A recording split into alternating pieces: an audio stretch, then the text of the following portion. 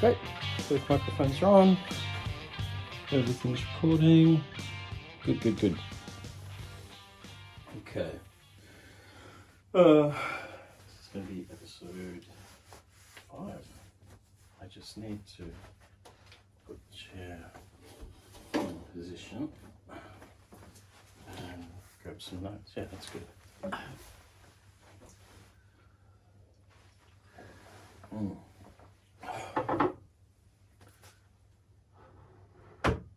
It's a handy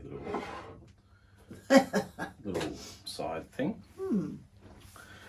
Let me just get my notes for today's episode. And I think I wrote it out. I wrote some little prompts out in the back.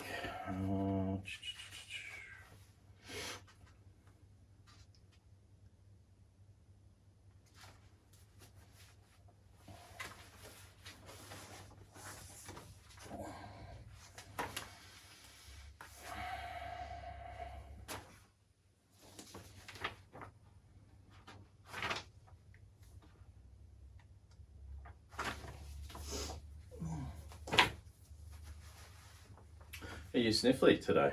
No, a little bit, yeah. Snuffleupagus. Was Snuffleupagus Sesame Street? Oh. What's Snuffleupagus? I'm not sure. Do you know that my my sexual awakening, as it were, was probably to the first thing I can remember having like romantic feelings towards was Macduff. Now, do you know who I'm thinking of? Was the concertina on Johnson and Friends. Oh. I was very much Johnson and Friends. I was in love with her. Well, Snuffle. What's that? What you say? Snuffleupagus. That might be Johnson and Friends. I can't remember. Snuffleupagus is not Johnson and Friends. Okay. Johnson and Friends is. You've got a book, Johnson and Friends. You've got the really cranky hot water bottle. You've got the concertina. But isn't Johnson an elephant? Johnson's an elephant, I believe. Yeah. Yep. Oh. I mean I can't. Yeah. But I think it's Macduff, and she's the concertina. She's just very softly spoken and quite lovely. Really? Yep. Oh my Lord. How old were you? Well, I was whatever age it's appropriate to watch Johnson and Friends at. You know, I had warm, fuzzy feelings towards her. And Whoopi Goldberg. Whoopi Goldberg. Yeah. Whoopi Goldberg. In what role? Well, Or in what sense? in the sense that she was funny and warm, and yeah, I really loved Whoopi. Really? Mm-hmm. There you go. Yeah. Whoopi. So, Whoopi. So Whoopi Goldberg and sort of a anthropomorphic concertina. What's that word? Anthropomorphic? So it's like when we humanize. So like objects. Anything. Like Mickey Mouse is an anthropomorphic mouse. Any of those kinds of, they're human-like and they speak and they have all that sort of stuff. Oh, okay. But they're not a person. Right. So like cartoons do that to everything. Yeah. I don't know that word. I'm pretty sure that's the word.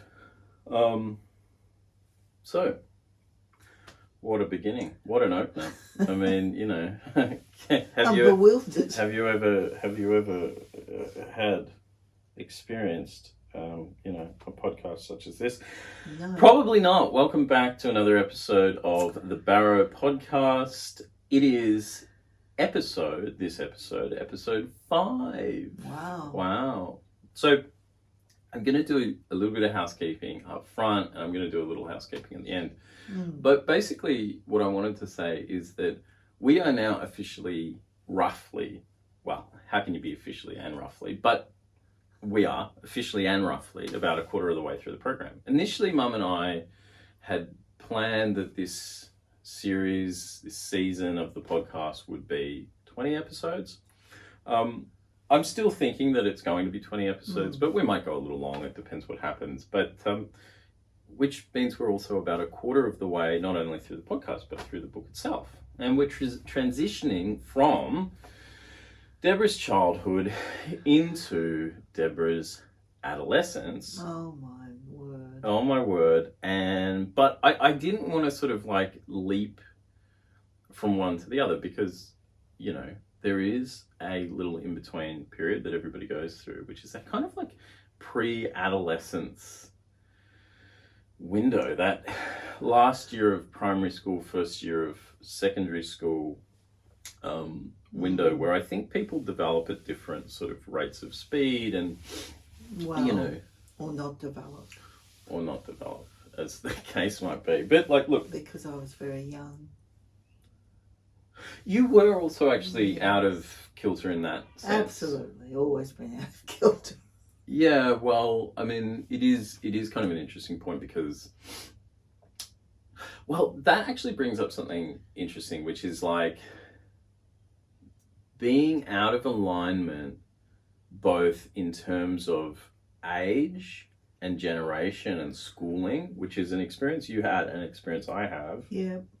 Yeah, sure. That we share in common, like many things. But also, there's a conflict between, and this actually really works for the framing of today's episode from what I was thinking about before we came in to record.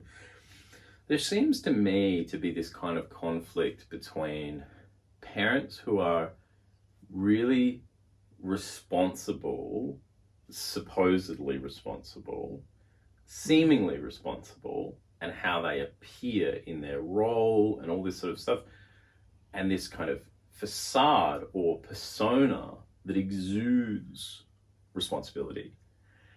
And actually... And then what their actions are opposite to that. Well, like, your father is, as we've established, the head teacher, so principal / teacher / you know, of kind of governor of these rural schools that you grow up in. Yet, you are started at school prematurely. Yes. Well,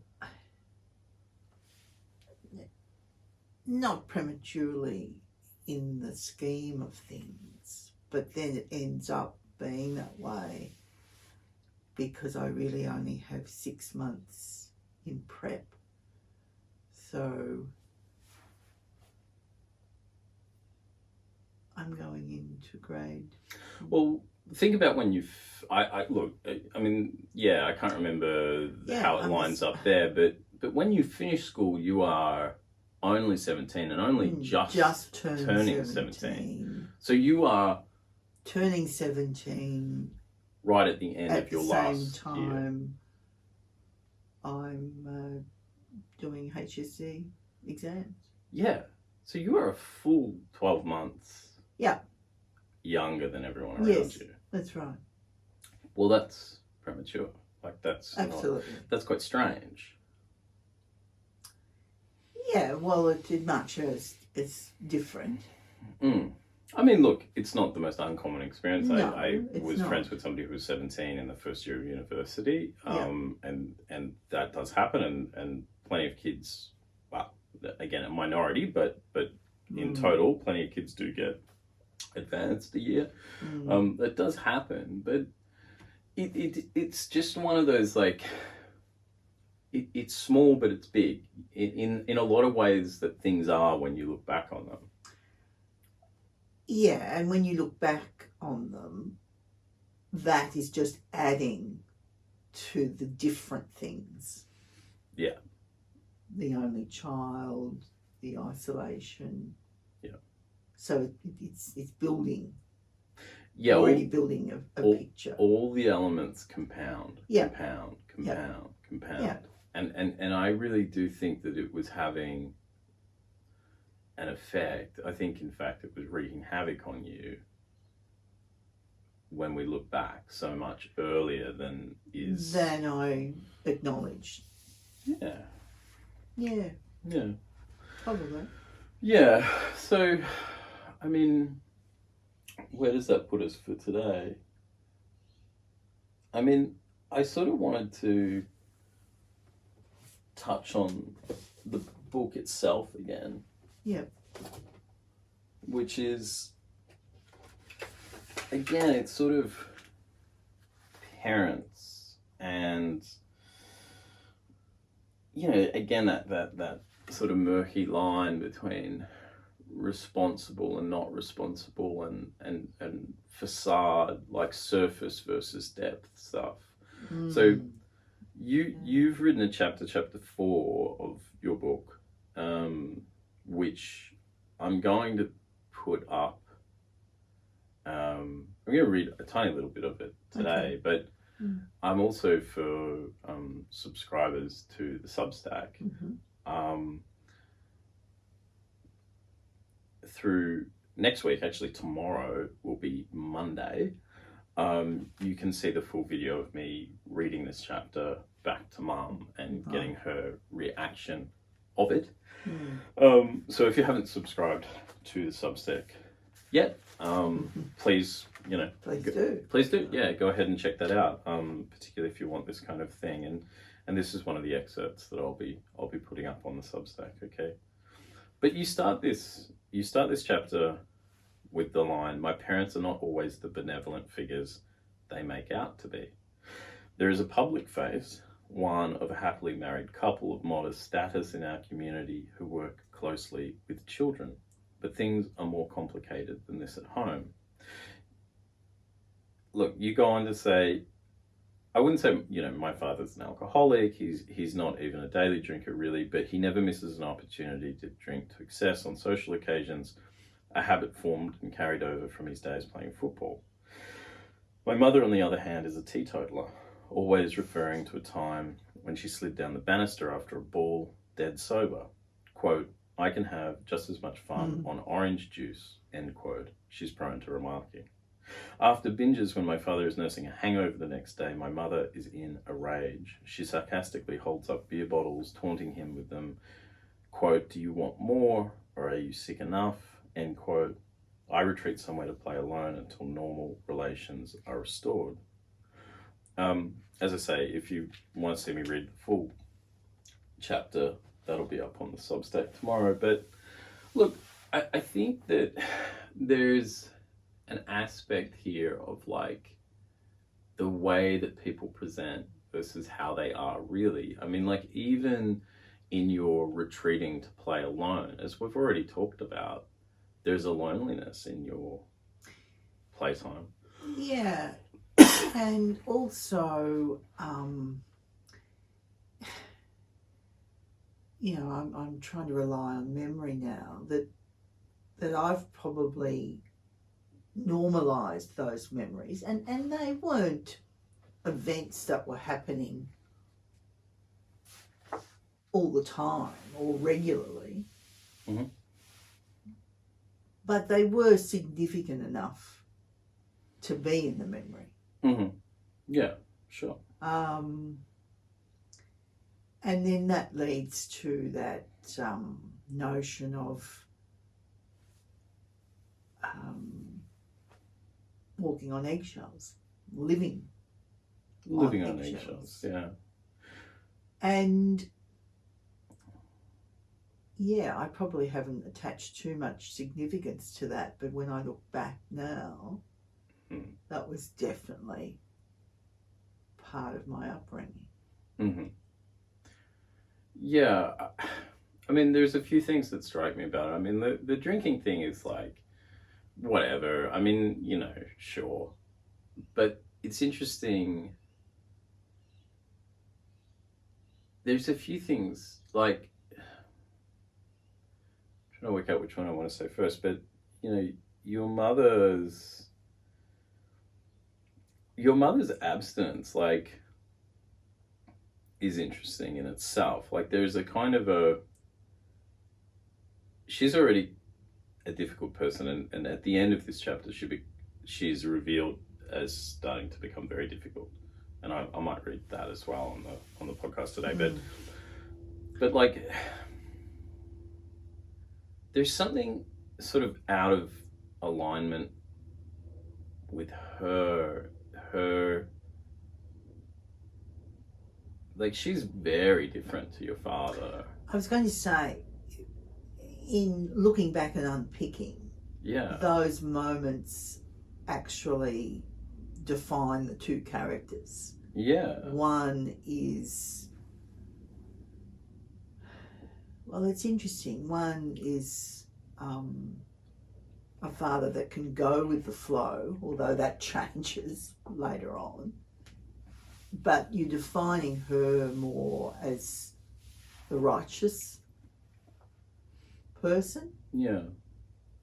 Well, a point of contention for us has been recently to understand your parents, like, who had the greater effect on the other. Like, yes, did your mother turn your father into a much more kind of righteous, rigid person, or did your father's unusual kind of disguised insecurities and anxieties really bring out some of the worst in your mother? Well, yeah, that's the great complexity of looking at the two people. Yeah, of course. And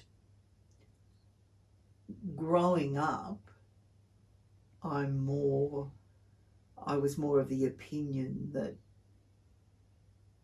my mother was the rigid party. Right. And that you could always go to my father. But that, even through this exercise, is starting to change. Yeah. Yeah, and it's started to change for me as well. I mean, I don't think that I was ever as sort of set in those definitions as perhaps you were, but no, you, because of obviously different experiences. But I was, ultimately, because that was, you know, those were the roles as defined, and that was the narrative That we was, took, you know. that that's was the narrative. relating back to the narrative of the family, that of the two characters, one was more malevolent. Yeah. But that's not... Yeah. I mean, look, in this chapter, you say a few things that I find, worth noting. I mean, like, this is the chapter that deals with, as you know, you're increasingly as a child, and you're a bit older now, you're sort of 10-ish, 11-ish, you're increasingly more comfortable with your grandparents, your mother's mum and dad. And you seem to, at least from how you've depicted it and some of the kind of editing I've done to it, like... That comes across. It definitely comes across. I mean, you even state that you would probably... that it's sometimes better with them, that you'd kind of rather be with them. I mean, I understand that grandparents can provide that kind of... It's a more freer environment, I think. But again, I wasn't attaching any meaning to that statement, but I can now look back and see something else. But they seem to, your grandparents, your mother's mum and dad, they seem to have And I know there were difficulties with them. Like, don't get me wrong. But at least on the surface of things, they do seem to have more of a...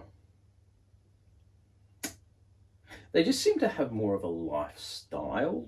Like, I understand that they worked extremely hard and they didn't have much of a life for a long time. But later, you know, you describe your grandfather's working for the railway company.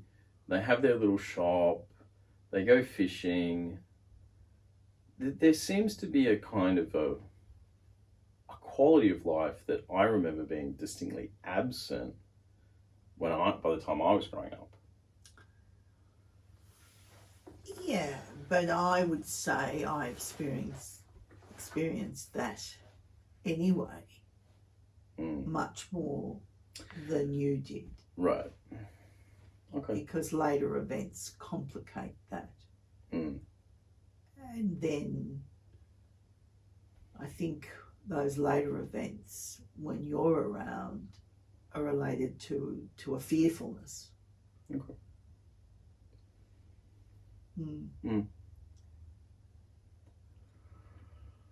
Well, yeah, I don't know. I mean, because, like, I don't know. I guess the thing about this chapter is that, yeah, you also describe yourself as being kind of a tomboy who's, like, jumping off the roof with the other little girl. And... Oh, yeah, across the girl that lived across the road from my grandparents. Yes. We were roaming the streets, so to speak. Well, across the street. Yeah. And in and out each other's backyards, making mud pies in my grandparents' backyard, jumping off her dad's tool shed. Sure. Okay. You know, people will object to your use of the word tomboy. That's not allowed now. That's a gendered. That's a terrible term. Do you know that? Well, you used it. Oh, you wrote it. Oh.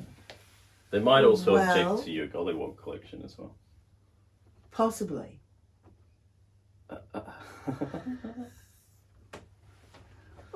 I'm joking. Well, that term and the gollywogs are of a certain era.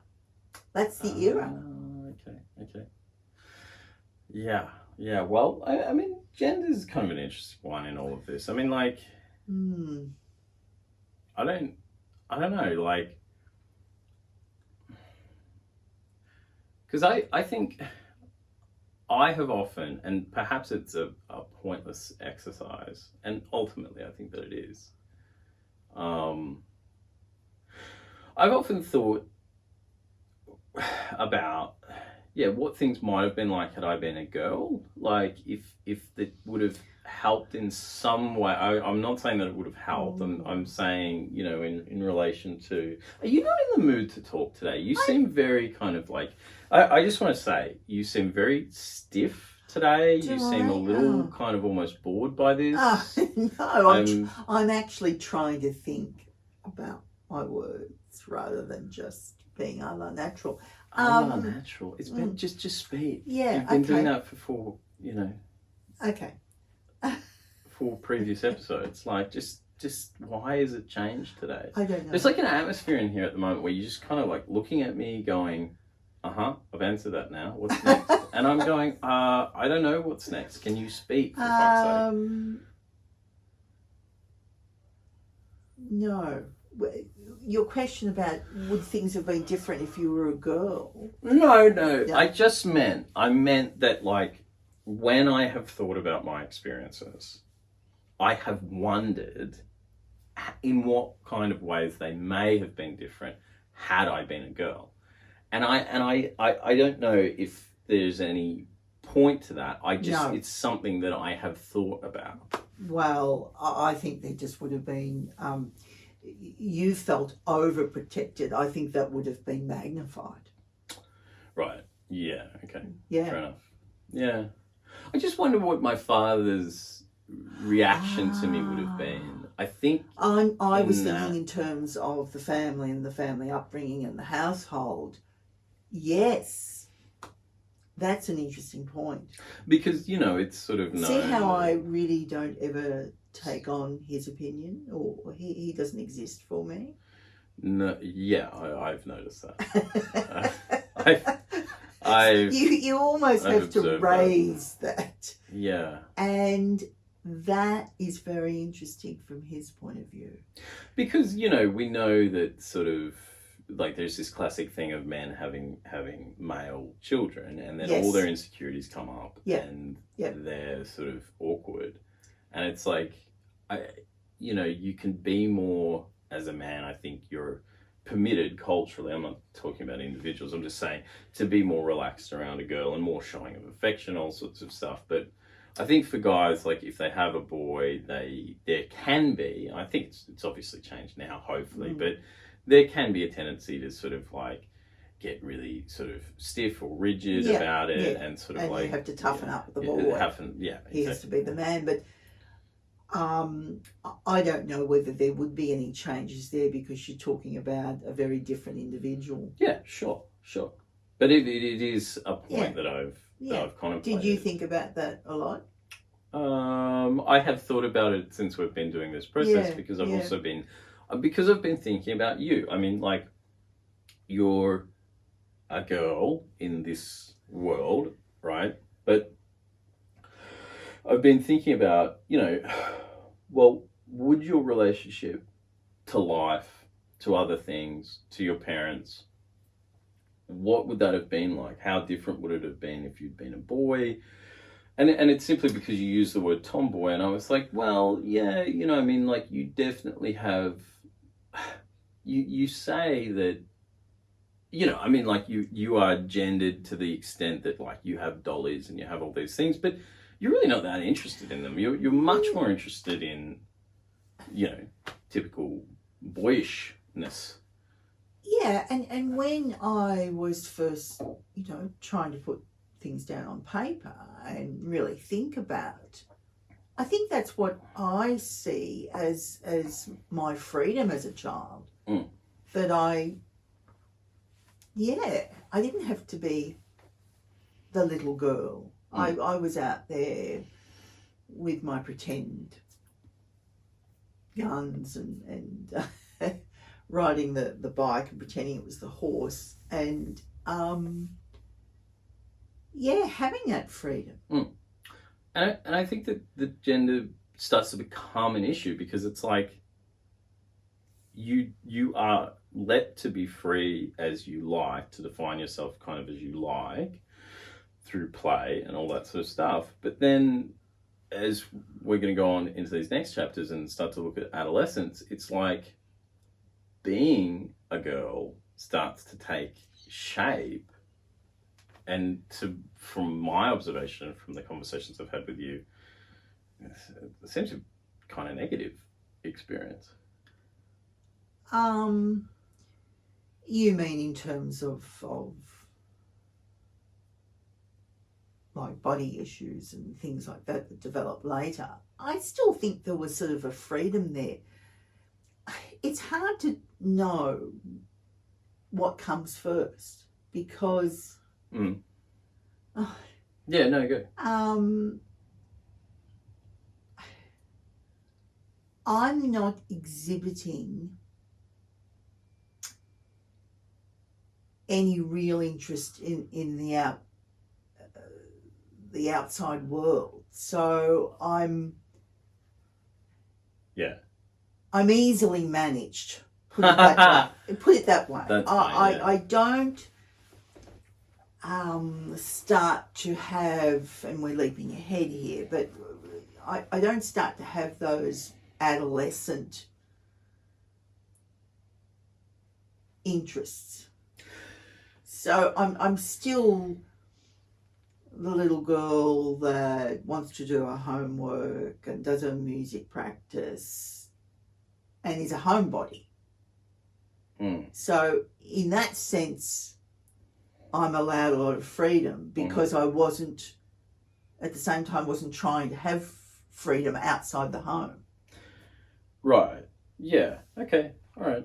That makes sense. I guess, yeah, I sort of, I don't know, like, it's a funny one because I feel as if I wasn't really just talking about the body stuff. I was talking about the external influences, like the way that your mother sort of begins to treat you as a particularly female entity. Yeah. My look is curated. Yeah. But I'm not rebelling against that. Yeah. That's what I mean. It's a vicious circle. Yeah, okay. All right. I sort of let that all happen. Okay. Yeah. I don't know. You seem funny today. You're just sort of answering these and just like, what's going on today? Can I ask what's up? You said you woke up feeling sick. Oh, well, I've just got things about my father on my mind, that's all. Well, what's going on with your father? I have to make a few decisions and make some phone calls, that's all. Right. No, I'm trying. You don't want that on the podcast. You don't want to talk about that. No, I don't really want to talk about that. Oh my god. Okay, fine. Oh boy. No, but generally, my experience of adolescence is still the experience of childhood. I'm just with my parents and at home.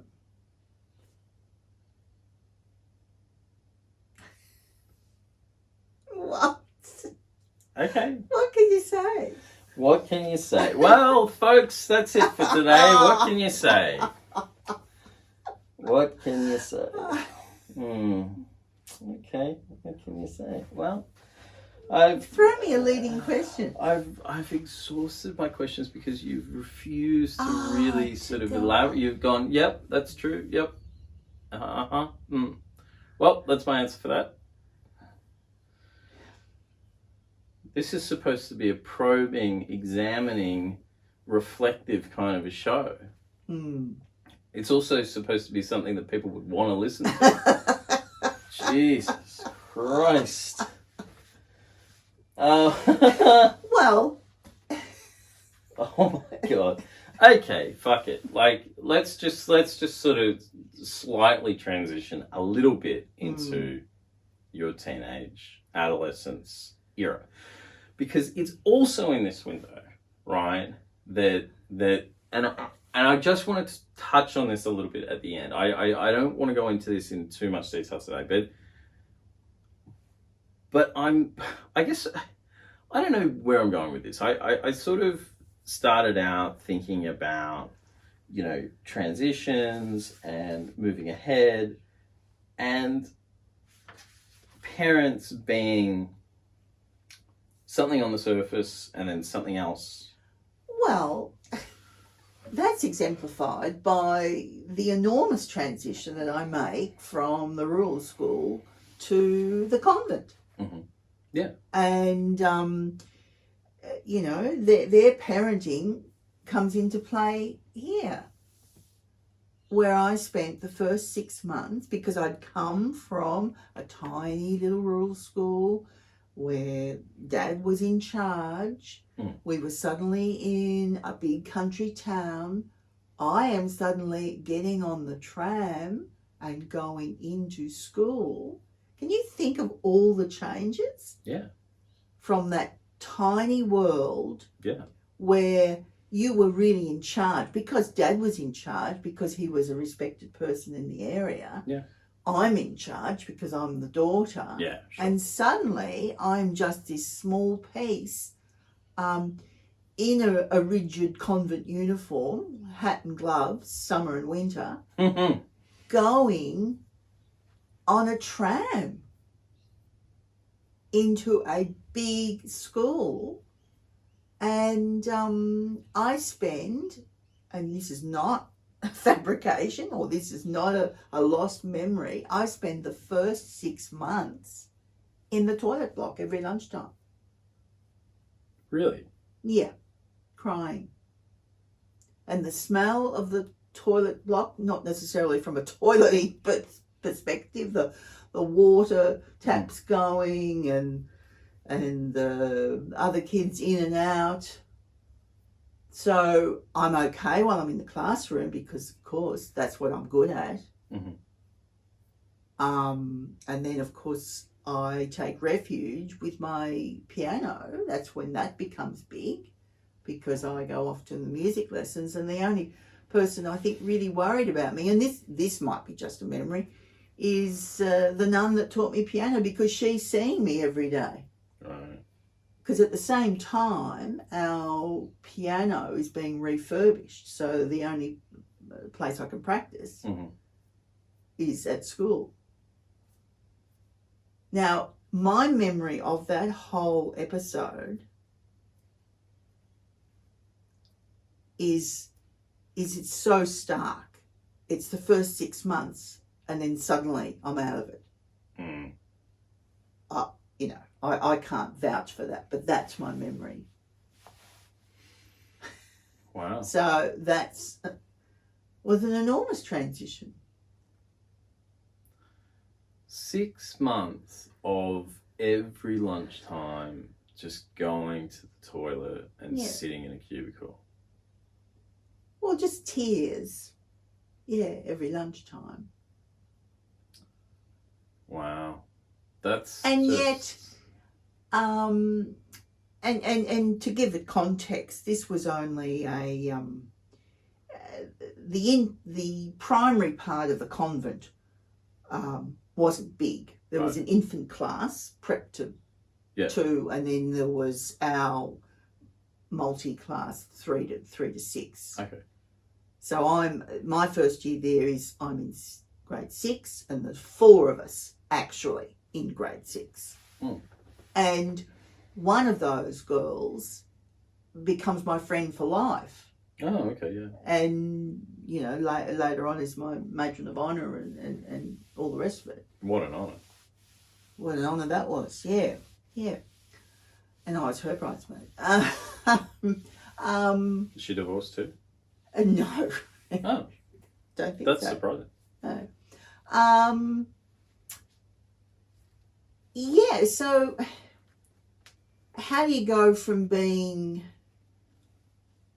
I'm comfortable in the class because, again, as I said, I'm good at that. Mm-hmm. I just can't handle the social side of it, and yet at the same time, I do make the friends. It's really weird. It was a really weird transition. Right. And are my parents aware of this? I'm sure they would have been in consultation, when they're talking to the piano teacher. I don't know.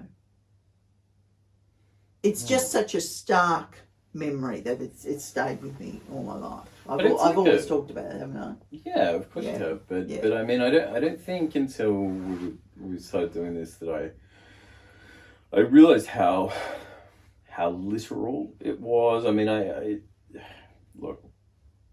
have heard you talk about things over the years, and as I've said, when we started this, I've also had to call into question your memory of things. I have to just try and gauge what you're telling me, but it seems that in this case it was as literal as you say. Yeah. And to be honest, given your propensity for suppressing things, it was probably potentially worse. And what I can't understand is it's such a core, just inability to transition. Change is such an impenetrable thing with you. And that is probably the first instance of that. Yeah. but it also sets up the rest of my time. Yeah. And really sets up my adolescence. Yeah. Because learning the piano, going to piano lessons, practicing the piano becomes an enormous part of my schooling. And the music house, as it was loosely called, becomes my refuge when I don't want to do things as an adolescent, like play sport or even socialise. It's my go-to place, excused by the fact that, that's what I have to do. I have to go to my music lesson. Oh, you're very good at creating real reasons not to do things. It's the best skill that you have, and it's it's a terrible skill. Like, I have never seen, and I mean this right across the board with you, I have never seen somebody opt out of so much. I have never seen somebody so dogged in their avoidance of everything. It's like, it's actually shocking to me. Even now, like not participating in life is the go-to option. It's not just the go-to option, but you actually have made a life out of making that happen. Yeah, well, and that really has its roots there. Surely that enormous, which was an enormous change. Of course. But the reaction was also enormous. Was also over the top. Yeah. So and that's allowed to happen. To be clear to listeners, and again, this is my point, and this is why I was trying to get at parents and the surface versus the depth of the thing. Your parents have a role relating to children, to their development.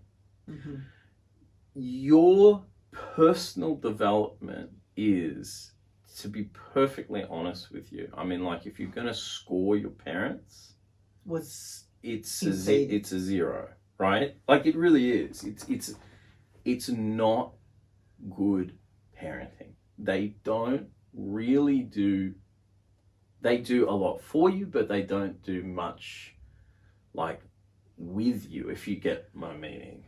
Like, and it's the same with me. I'm the same. I'm not for a second creating like a difference between us. I am the same. The result is the same with me, because it's like, you're given stuff, but it's always like this kind of hands off at the same time as being overprotective. It's quite strange. It is quite strange, and I don't think I've ever really, until what we're doing now, this unpicking process, I really don't think I've thought about it so deeply. Yeah. But when you just explain it like that, that is true. And we go back to what we touched on at another time, was my father's answer is to sort of placate. Yeah. So around the edges. Yeah. My mother's answer is to, almost, we're talking about bringing up boys, toughen up and push you out. There's no, to use that word that I don't use very often, there's no nuance. There's no and what you're saying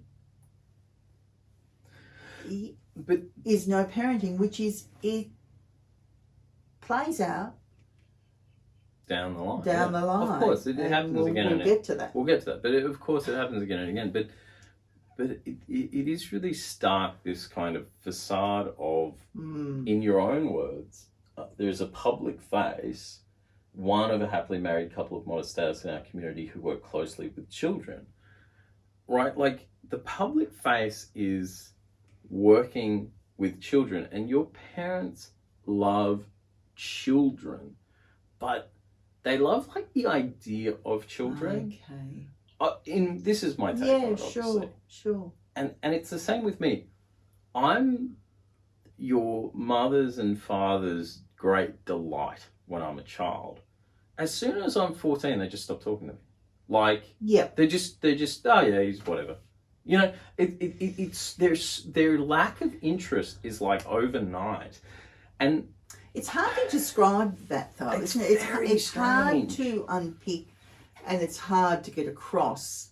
But it's the strangeness of that. Like children are not easy. Raising children is not easy, but from kind of like their vantage, like children are easy. Children are, all you do is you kind of like make them smile, and that's children, and then that's it. And it's like, yeah, there's a bit more to it though. Like there's a bit more involved. They sort of play the Pied Piper a bit with kids, and it's like. But I think it is. At the same time, we're saying they're complex creatures, and the other what I'm about to say is that they're one-dimensional, and so they only see children in a one-dimensional sense. I don't know. How we view children is interesting, right? Like culturally, it's like children are simultaneously 1,000 different things. They're the most perceptive things in the world. They're highly resilient. They're the most vulnerable. They see nothing. They're whatever you make up on the day. Yeah. And it's sort of like, I don't think people really grasp children that well, which is interesting. Like, you know, because even as a kid, I always thought, I hated when adults treated me like a child, like the birthday party and the guy with the balloons, and I'm going to get excited. It's a balloon, mate. I've seen it before. like how stupid do you think I am? Like, there's like an aspect to how we view children, but also how we view children in relation to ourselves. Like when you're with a group of children and you make them happy, which is easy to do. You just take out the lolly bag. You feel good. And I really feel like your parents get a real high off that sort of community for children thing. And a lot of it's genuine. I'm not saying it's not. No, I know. But like there's something like your father is obsessed with the nostalgia of childhood. Like he loves his stories from childhood and being a kid, his own childhood, and riding a bike, and it's the best years of your life. And I'm like, it's fine, but what's going on underneath that? And really, there was a lot going on in his family. Yeah, which we've only just started to touch on. Like the best children's stories are all the darkest. Like children's stories and fairy tales and all that sort of stuff, like in literature, are usually really grim. Yeah. Like they really, that's not a pun, grim is fairy tale. Yeah. But I got that. Yeah. but like, you know, like to state for the record, I'm not having a go at kids. I'm not having a go at people who like children. I don't mean any of that. I really like kids. I want to write a children's book. I love that stuff. Yeah. But I also believe that we've talked about narratives every episode. There is a narrative around childhood. There is a narrative around who you are in relation to children. Children are fine. Like they're fine. Yeah. They're you know, but there's a complexity that's missed. There's a complexity to them that's missed, but you also, it's not just about bringing endless joy. You need a firm hand. You need to see what's actually fucking happening with them, and you need to stop it, right? You need to fucking cut it out, right? Cut it out. Cut that language out. Cut that language out. And that's kind of my thing is like, it's a one-way street with your parents. They're only good at, your father particularly, is only good at trying to supply the joy. And Right. it's like Yes. it's like dude, Yes, I can see that now. it's like yeah. being Mr. Positive and optimistic and providing the joy and the placater and the, you know, so-called like supporter, it's bullshit. You actually need to step in and say, what is happening here? And it's weird because this show is starting to become a show about parenting, and I don't even have a kid, right? And so like and I would be probably a hopeless parent. Who knows, right? But like there is this, I don't know, there's something in the water that I can't quite articulate it. I can't define it. Yeah. But your mother, like I remember, she's obsessed with babies and kids. You know, every time she saw one, she'd goo goo gaga, and it's sort of like, it's like it's odd. It's like a special interest. Yes. But what actually is involved? But what's it mean? Yeah.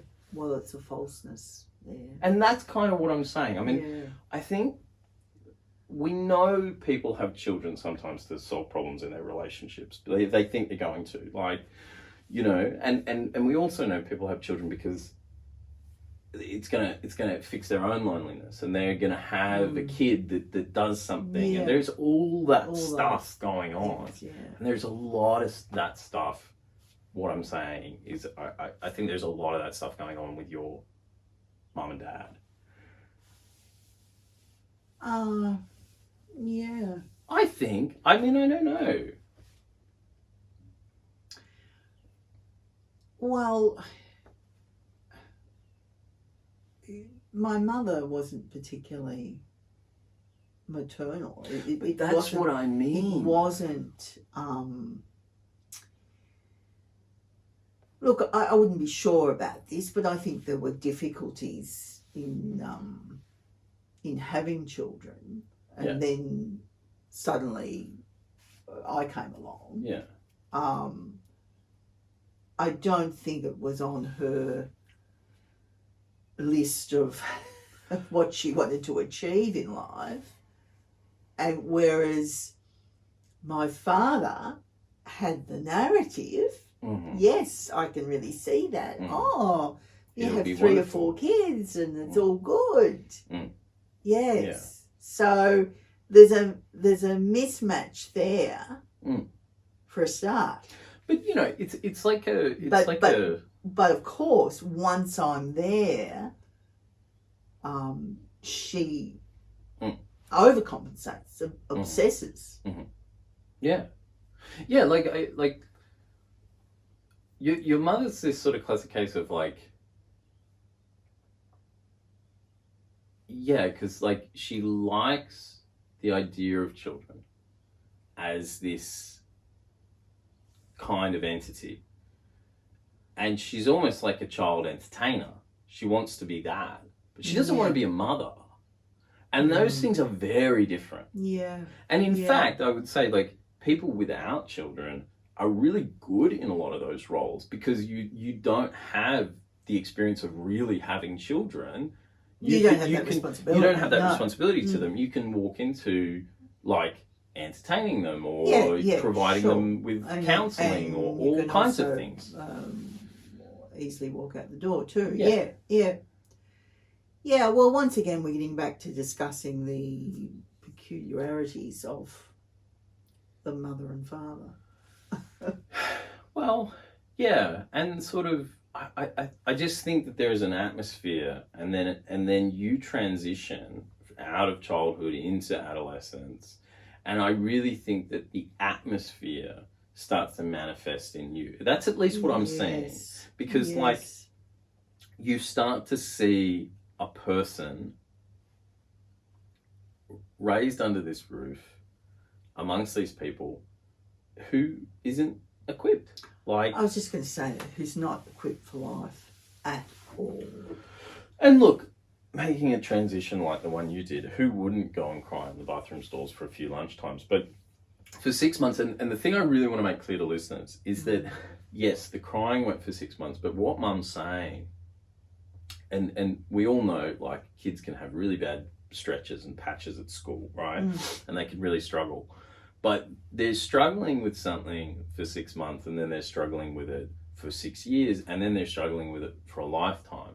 And the thing with you is that, yeah, okay, the crying, maybe that's 6 months, and maybe you could say, well, that's a big reaction. Yeah. But you could also say, it did end though, and it was just 6 months, right? Yeah. But it isn't just 6 months. No. You do the crying for 6 months, but then you find the piano practice room. Yeah. And you switch out the toilet cubicle for the piano room. It's and you do it for the rest of high school and into college. Yes. And, as I've said, for the rest of your life. Yeah. It sets up a pattern of avoidance, as you say. Yeah. But specifically lunchtimes, for the rest of school and into college, you will not go and socialize on the playground in high school, and at college it's like a communal room. It's the same thing. I do the same thing. We're getting ahead of ourselves. I know we're getting ahead, but you know, we haven't written that stuff yet. But like, in terms of what I'm thinking about, I'm just trying to draw these lines out for myself as we go through this process of writing, and I'm like, we can see that ahead. Like this projects into the future. Look, on the next episode, I intend to talk about that transition into secondary school and to sort of beef that up with some detail. Yeah. So I don't want to go into more of it now. Yeah. But yeah, I don't know. There's just this kind of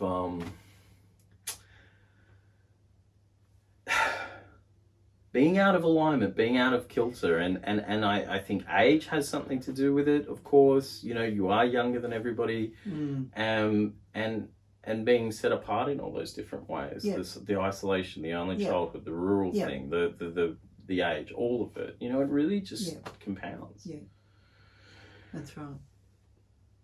All right, that's going to do it for today. As I say, subscribers to the Substack can hear me reading the rest of Chapter 4 tomorrow. And also subscribers receive special bonus and guest episodes of the podcast, plus field recordings from behind the scenes when Mum and I are out and about talking about other things. We actually talk about other things. We do talk about other things. And it's usually unfiltered, and it's usually about as miserable as this has been. See you next time. Bye. Bye.